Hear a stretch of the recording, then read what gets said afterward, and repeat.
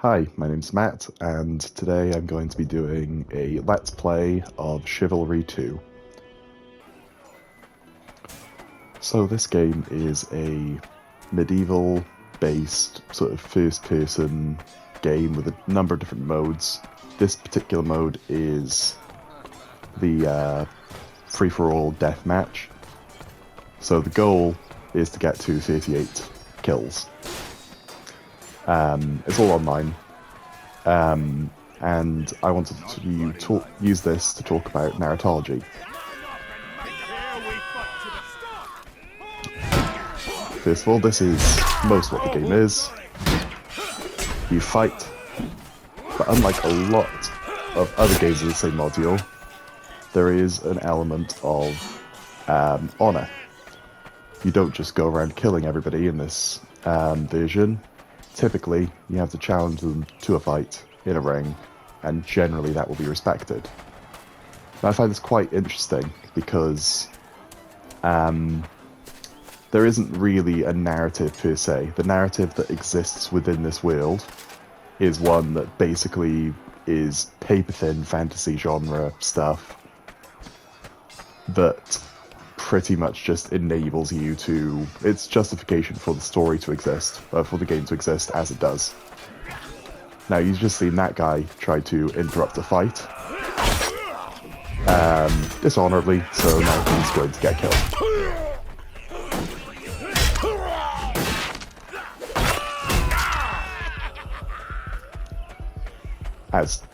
As just happened. Generally, if you interrupt somebody's duel, that is seen as dishonorable, and people will mess you up for it. It's an interesting community, and it does play on the sort of genre tropes. That being that fantasy duel-based arenas typically do engage with some sense of honor. Archers are another thing that is unpopular in this game.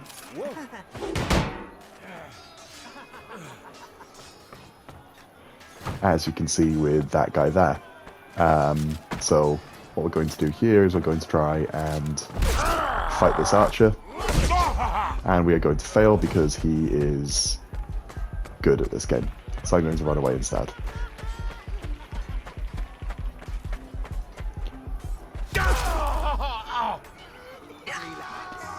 So now we are in the team objective game mode, which is this. It is a large map with a number of different varying objectives. So at the moment, the enemy are trying to push siege ramps forwards, which they do by being around them. And we have to stop them by being around them. Basically, it's a control the objective mission.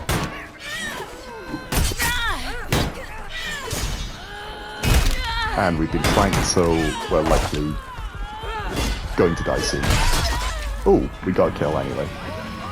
I'm going to change to my preferred setup, which is the axe. For some reason it's saying I'm going to respawn as a longbowman. I don't want that because I find archery very difficult. So, effectively, there are three factions. The red, they have names, but there are the reds, the yellows, and the blues. The yellows serve as a sort of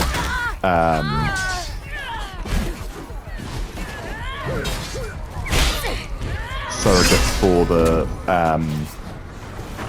sort of Middle Eastern Muslim Empire sort of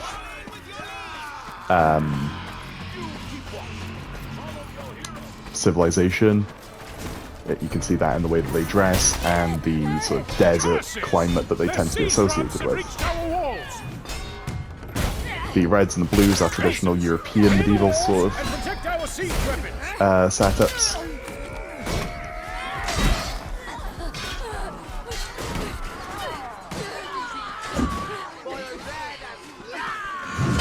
Both are very sort of traditional looking in heraldry and stuff like that.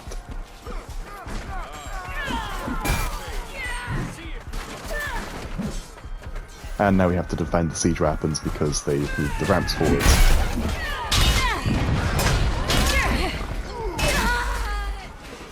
I'm not having a very good game at the moment because I am getting massacred.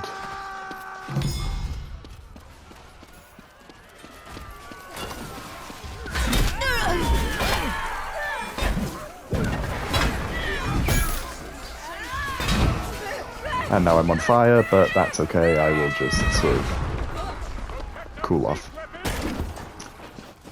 So now I have to defend all of my siege weapons. And we've just lost catapults, which is not what you want.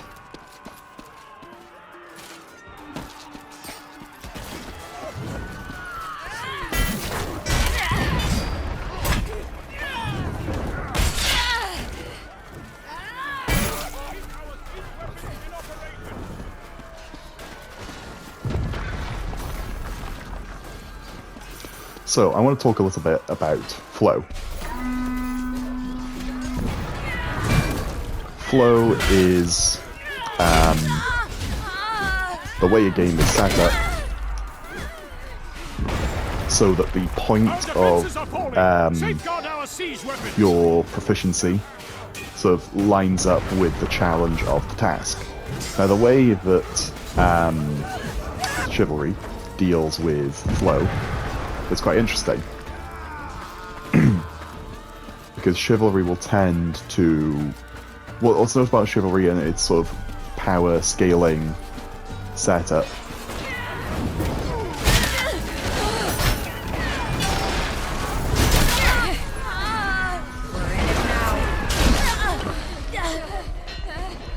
I'm down, I need somebody to help me up.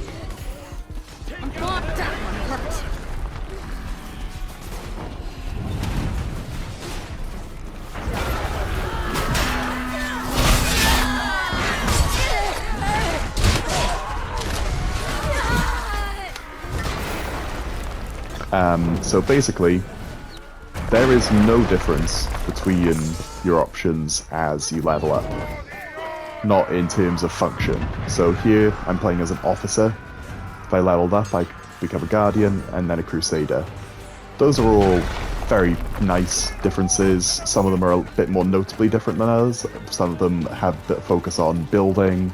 Some of them have a focus on healing. Obviously, archer classes have a focus on range, but they functionally do not get to use exclusive abilities. Anything you can use with one class, you can use with another.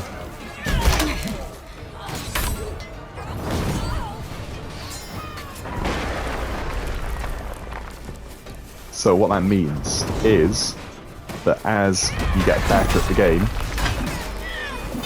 the only thing that's getting better is you.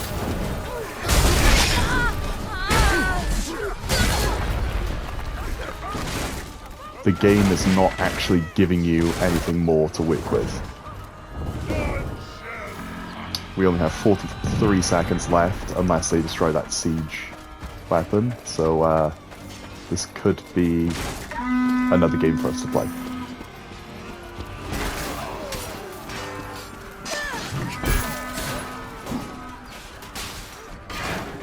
I've fallen and I can't get it. There we go. Cool, that's my team.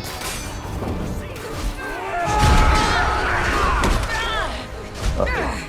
That's not good.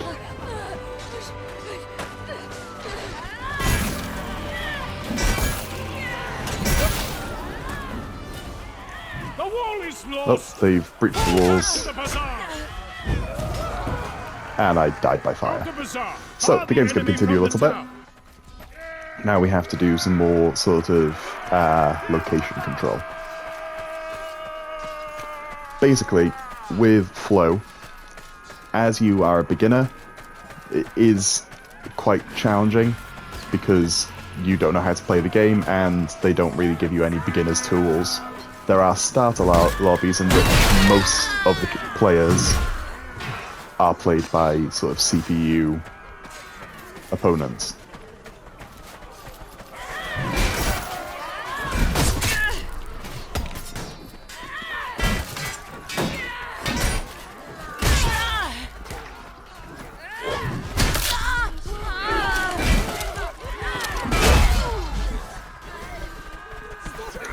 rather than being full lobbies of people. What this means is that you get slightly easier opponents to play against, but ultimately those games are not very fulfilling, and you'll quickly find yourself playing in main lobbies, even if you do find them more difficult, and you find yourself dying quite a lot. So it isn't the shallowest learning curve, which might not be desirable for a game. Got completely blindsided there.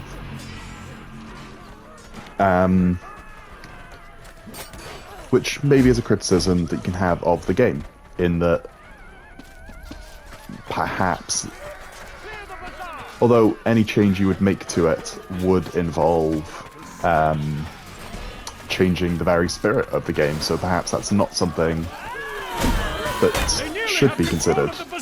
Maybe it's just a sacrifice that has to be made in the name of a good game.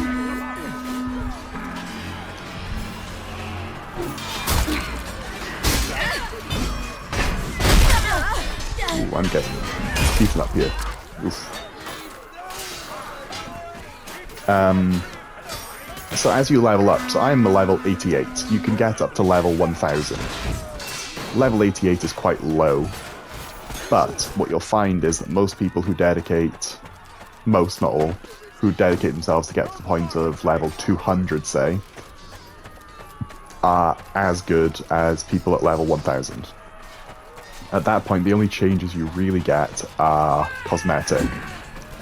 So level 1000 particularly, you get some armor that is unique.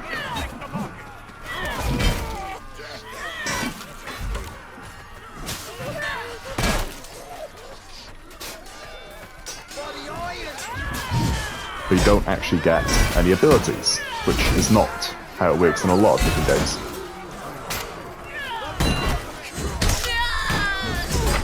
Oh, I should have realised, by the way, I don't normally play it this way. I usually play in the third-person camera for these games modes, because they are a lot more difficult.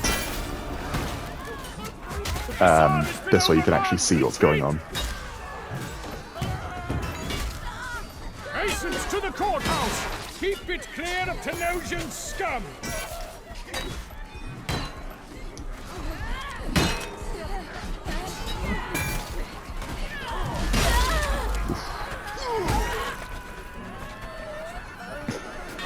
So you can basically change your armor to look better, but that is all you really get in the way of changes. For instance, I've got some quite cool armor here. In terms of the narrative, you can see, as I said earlier, that honor doesn't really exist anymore. If you see somebody with their back turned to you, you kill them, because that's dead for your team. If you see someone lying on the floor, in fact, you kill them, because, again, that's for the team. Ooh, see, I had my back turned and someone killed me. And the structure of the game can be seen as a sandbox mode.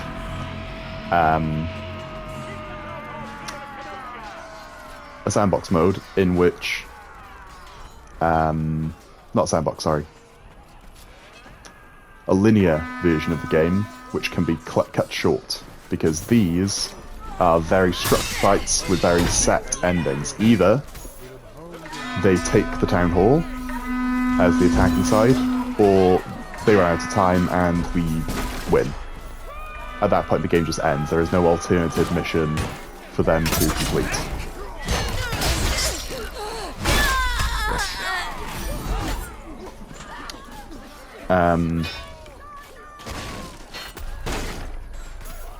Yeah.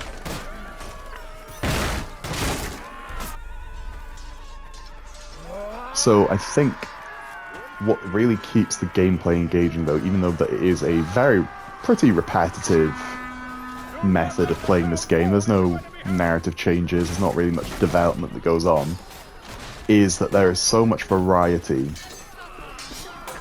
in the different missions that it keeps engaging. For instance, I've been playing this game for roughly a year, And I recently achieved my 5th win on one of the most common maps, which surprised me when it came up as an achievement because I played that map probably 100 times and I've only won 5. And that doesn't include wins as an attacker versus a defender. Those are things that are randomly assigned. It only counts like, it's very difficult to win, and there are different ways of winning. You know, sometimes, at the moment, we are currently holding off the doors. Sometimes we can beat them by... Oh, I've lost my axe. I got shot by an arrow. You can hold them off the doors. Sometimes you gotta keep filtering in through the windows and just endless waves to push them back. And the next phase, if we reach it, will involve cannons and preventing them from being fired at walls. Now that is a very tough battle, and I don't think I've ever won a game on this map with that method. Also, you can just sort of take a little seat if you fancy a break.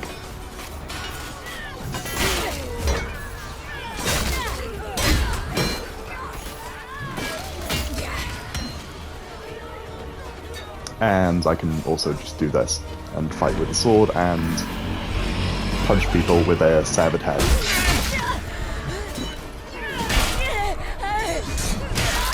Oh, probably not the best idea to lower my defenses like that. But still, you can just pick up people's heads, hands, legs, and attack people with them. I believe we're going to win this round because we have less than a minute left and they haven't even gone into the town hall yet, which bodes well. In which case we will play another game mode after this.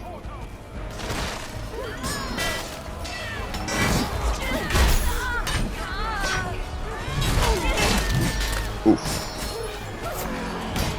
They are beginning to swarm in, but it is only... Yeah, so you can see the bars starting to move now, which means they're in possession, but I don't think they've got enough time.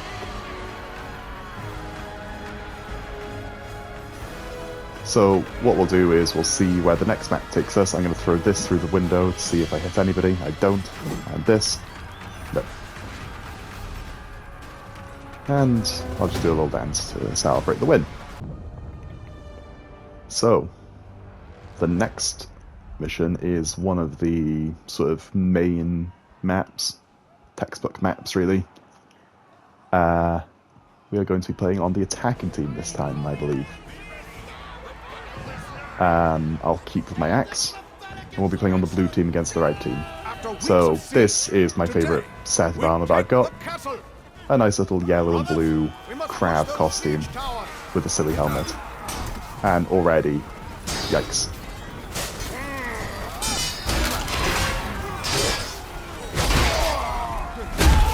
Oof. Bad start, bad start. So, what we need to do in this mission is to push the siege towers forward, and we do that by having more of our men around the siege tower than they have theirs. And their mission is to stop us from having more men. I believe they might have somebody up in the tower, so I'm going to just clear it. Nope, nobody. Often they'll leave someone up there just to make it more difficult. So anyway, usually my mission is to front line. I've got a big axe which I like to swing and hit as many people at the same time, but sometimes you just get completely swamped.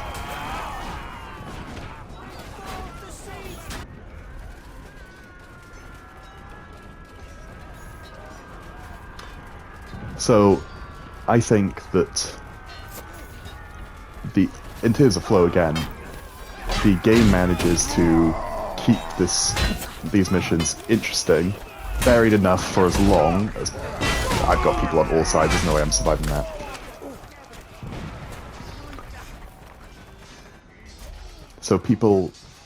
So the missions last just long enough to remain engaging. You can see there's a time limit of 8 minutes on this one mission, which is probably as long as any of the missions will be, except maybe the last section.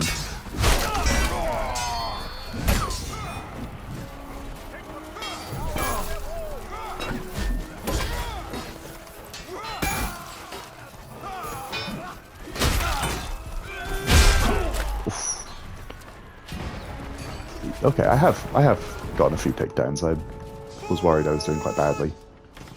But as you can see, one of these towers is doing a lot better than the other. The mission is to get one of the towers to the wall, the other one will follow behind. And then the mission after that will be to open the gatehouse, which you can see in the middle over there. So we are going to focus on pushing this tower forward because clearly that's the one we're going to win. I just got hit by a crossbow, I hate that. Luckily, my teammate has decided to heal me. Oh, and a javelin. Yeah. Yeah, I had a tough go there. Oh, and we've been ambushed up the tower. So this mission is already over. You know, I think it was a 10-minute mission. We did it in set 3. So now we can just go straight into the tower. You can already see there's a massacre going on over there. So we're gonna get stuck in.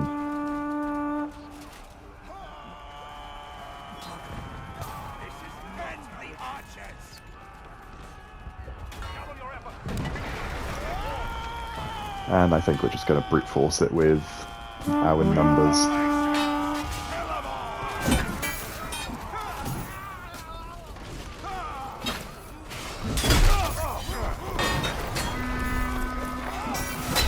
Oh, gotta be careful not to hit my own teammates, which I very often do.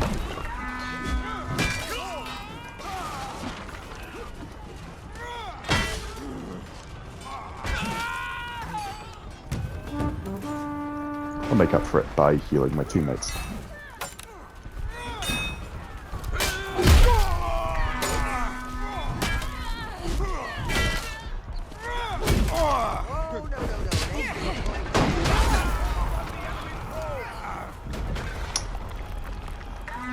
We're doing quite well in this game. We're already...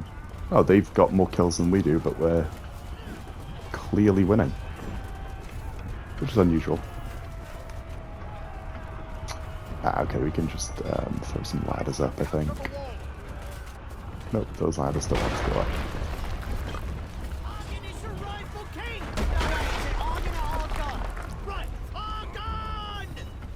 You can hear in the background the characters have a number of set phrases that you can use with different voices. I hate talkers. Horse shite! Stuff like that is what you can say.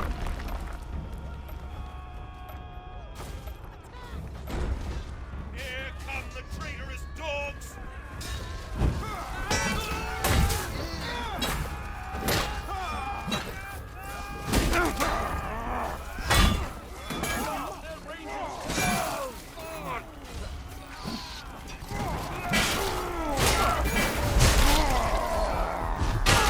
Ooh, he really just snuck behind me there. Tough game this, tough game.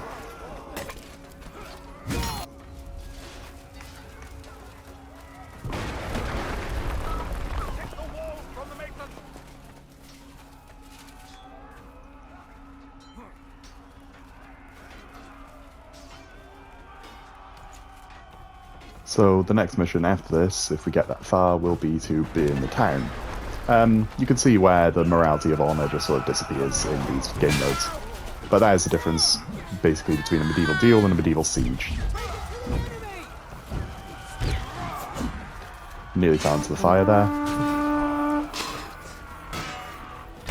I'm gonna try and keep on the objective, because see, we get sidetracked when there's so many enticing victims.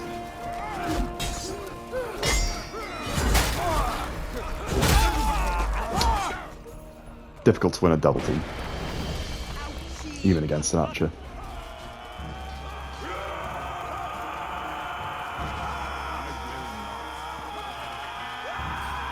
Keep fighting, brothers! The wall is nearly ours!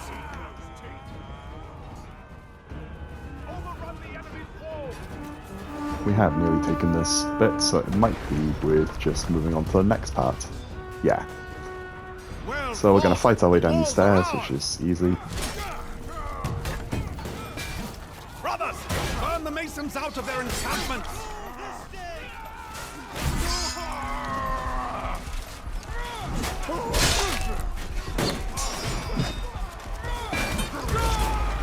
Oh, and archers. It's easy to see why people don't like archers, because you can be involved in a fight for so long and just be taken out by somebody who did not put themselves in danger in the first place. But, again, in terms of the genre, that does reflect real life sort of assertions about archers from medieval times.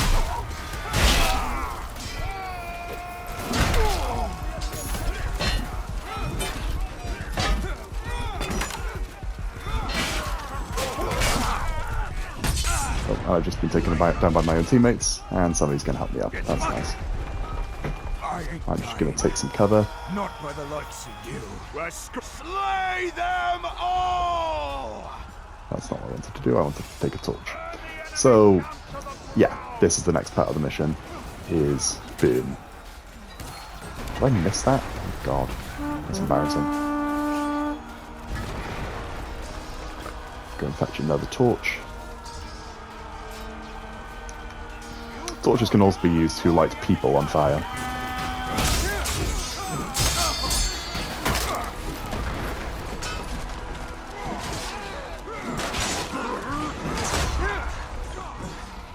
Okay, let's go and set some more fires.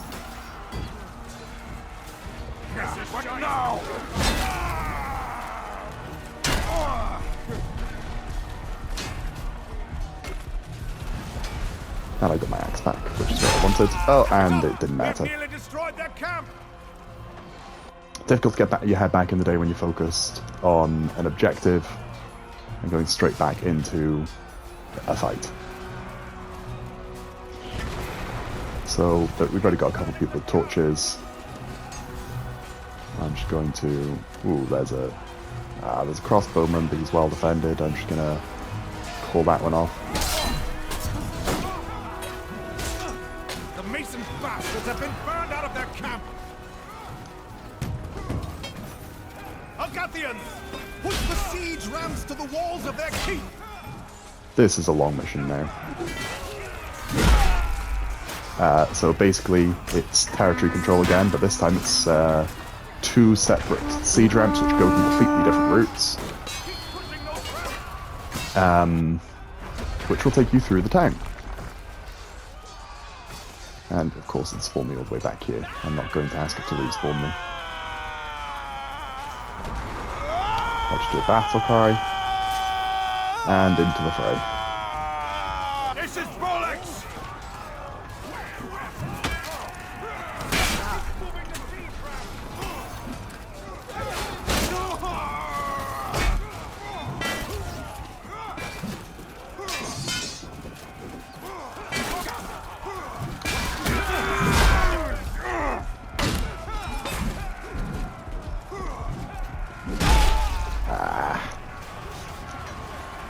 Oh, we're doing quite well this time. I'm in the upper half of the players. But as you can see, the graphic work on this game is superb. Part of the reason I enjoy it so much, and also, as somebody who, as a disabled gamer, I find shooters quite difficult because it relies a lot on accuracy. You know, point and aim. Oops, I just killed my teammate.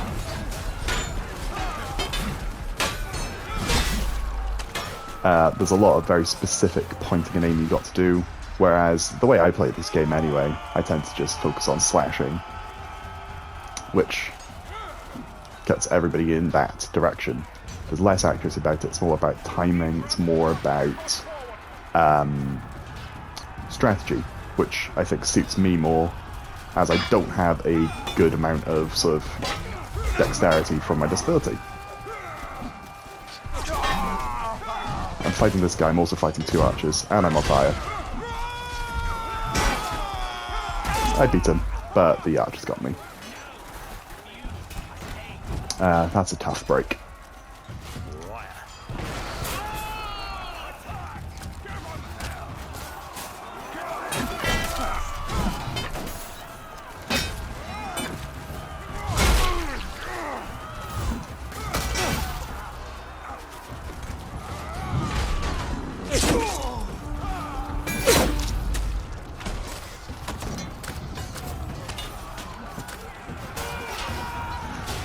As you can see, it is a violent game. You can very graphically see people get their heads chopped off quite a lot of the time. Might have happened already, I don't tend to notice anymore because, you know, I'm a little bit desensitized to it.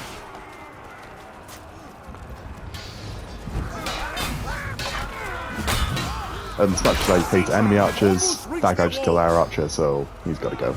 That's not fair, that's my guy.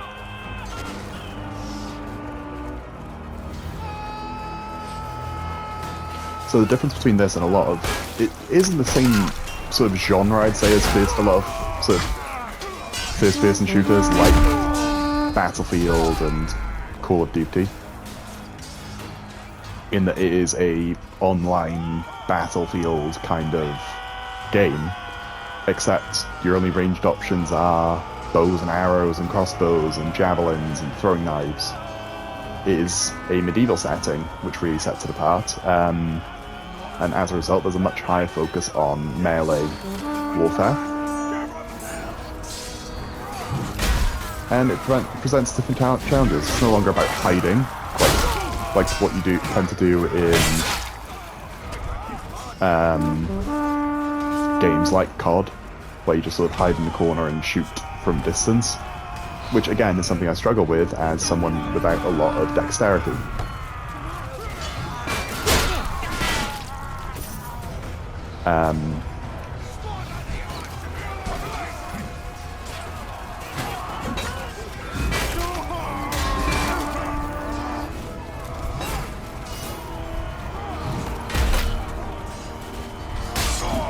Oh, I'm getting hit from range, so I'm just going to take some cover. Oh, I'm probably going to die anyway because that guy's being very nice.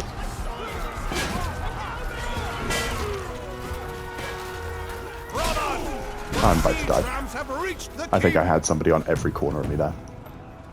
Brothers, we must capture the courtyard!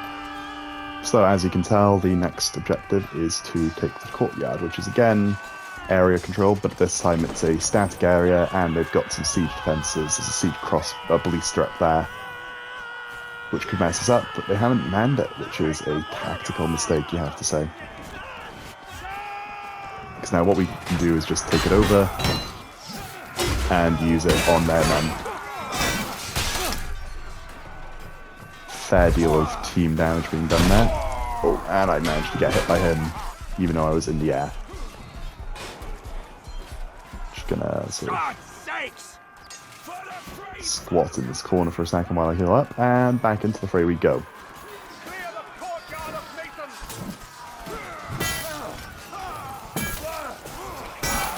I killed that guy without him even looking at me, which is always nice. But again, dishonorable, you wouldn't do that in a duel.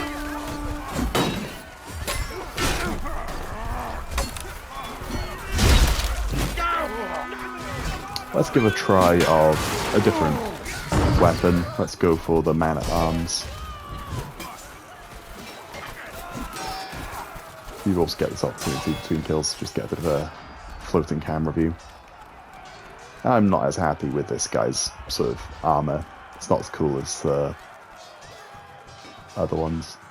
But this guy basically serves in more of a supporting role. Supposedly, I don't personally have much credence in that because I only know one way to play the game, which is wild attacks. But the shield is useful. And I'm using a cavalry sword, which usually don't tend to use in melee, but I find it useful.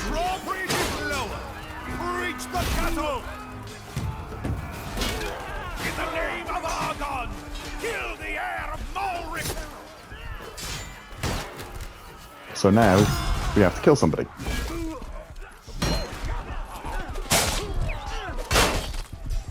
I'm just gonna hide in the corner while I recover. Yeah, so one of the other players on the other team will take control of the air.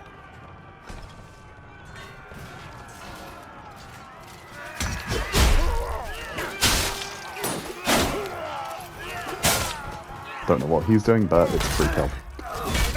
Oh. I might be a free kill here too, yeah. So the other person will take over, someone on their team will take over the air character, which will have more health, a powerful weapon, things that you would usually be associated with being higher level, but it's only a one-off character. And our mission is to kill him in the less than 4 minutes that remain of this match.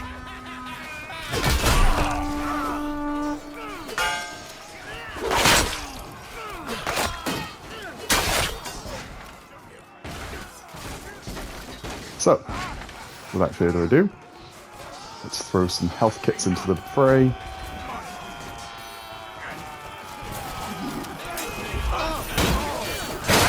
And let's get cutting. Even if you don't necessarily do damage to the man, it is useful to just jump their lines because it causes them to break their defenses. Again, knowledge of medieval tactics and sort of metagaming knowledge, it does really sort of help you play this game. I'm somebody who watches quite a lot of sort of Lord of the Rings, Game of Thrones type stuff, and reads quite a bit of that stuff. So, medieval military tactics is not something I know nothing about. And that's pretty good. I mean, obviously I'm playing this game, so obviously it's something I'm interested in.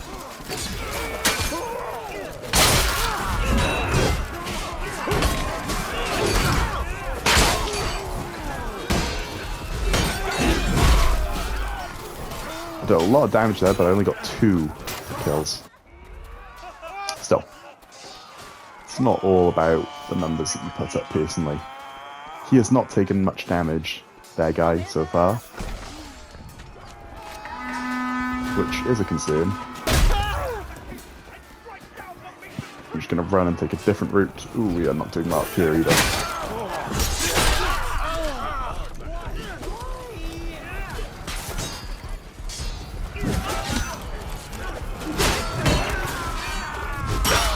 Oof. Not doing well. I'm not sure we're going to win this one, actually. We had a good run up until this point, but we are struggling now. I'm going to see if my axe serves me better. Although he has abandoned his own defenses there. Sometimes we get players who decide, as that character, they just want to run into the middle of the battle. Very often in those games, they lose, because the whole point is to keep that guy alive, not to be the hero.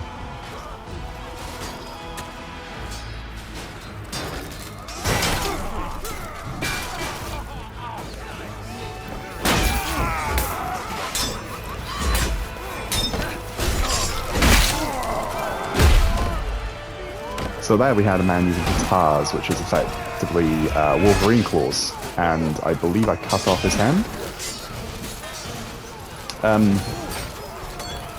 Which is a lot. But as you can see, I said it was a challenging game, and this is... Oh no, we won the last game, didn't we? But... See, it's difficult to even remember when you've won and when you've lost.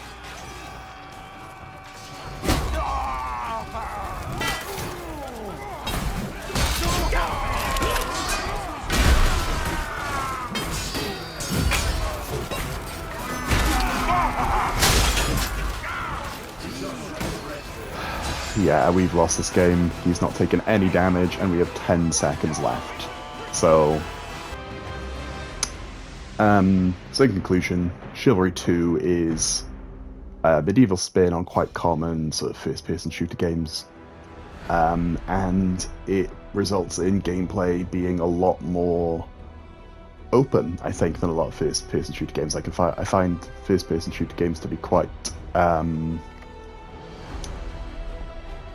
limited in a lot of ways, very defensive focused, about sort of finding cover, and there's very little actual open combat. But obviously with melees, you've got to get in each other's faces. So I think that is another reason why I prefer this game to games like Battlefield, personally. It's a very limited game in terms of what options there are to play. You can only play like 4 game modes, but its simplicity is a mark in its favour in my eyes. So yeah, thank you for listening. Yeah.